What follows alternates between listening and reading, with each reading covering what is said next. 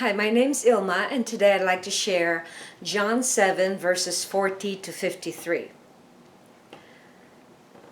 Some of the people, therefore, when they heard these words, were saying, "This certainly is the prophet." Others were saying, "This is the Christ." Still others were saying, "Surely the Christ is not going to come from Galilee, is he? Has not the scripture said that the Christ comes from the descendants of David and from Bethlehem, the village where David was?" So a division occurred in the crowd because of him. Some of them wanted to seize him, but no one laid hands on him. The officers then came to the chief priests and Pharisees, and they said to them, "Why did you not bring him?" The officers answered, "Never was a man spoken the way this man speaks."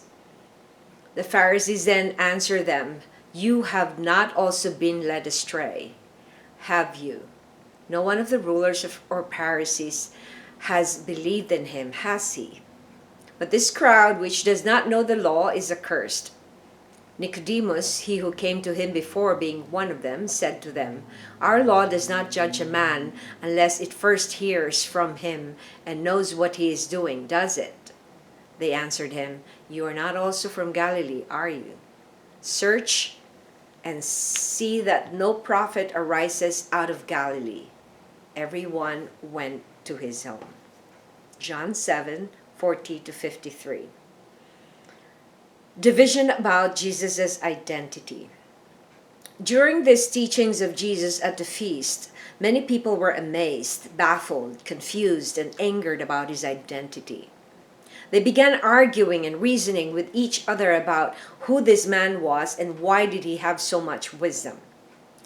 I couldn't help but remember Jesus' words in Luke 12, verse 51, when he said, "Do you think I came to bring peace on earth? No, I tell you, but division." This certainly depicts what happened in this account. Each of these people were divided because some believed and others didn't. In verse 43, Luke 12:51 is repeated. Why would Jesus cause such commotion? Since many people who belong to this world serve themselves and their own gods, being confronted by truth himself would pose so much resistance. They have to protect their idols, which is themselves, their love for power and control. They rely on their own reasons and the law in order to ensure that they protect their reputation. Those who believe in Jesus are separated from the world because it is Jesus himself who protects them from the corruption of these unbelievers. We ought to be thankful to the Lord that he ensures that those who love him will be protected from the darkness that is so prevalent in this world.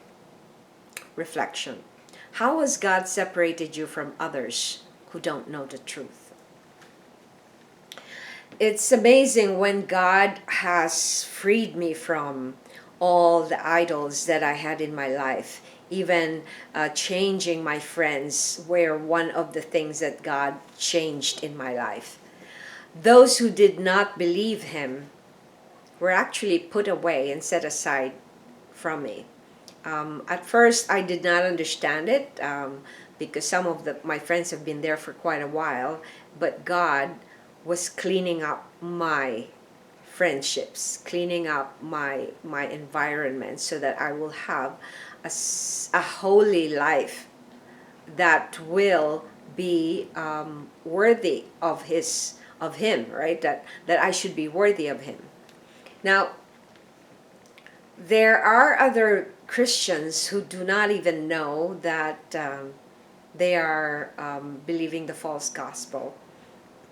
But it's interesting how God has equipped me since January of this year, when I started seeking so much truth, that I will set free from all the idols and all the things that I am compromising in terms of my relationship with him. And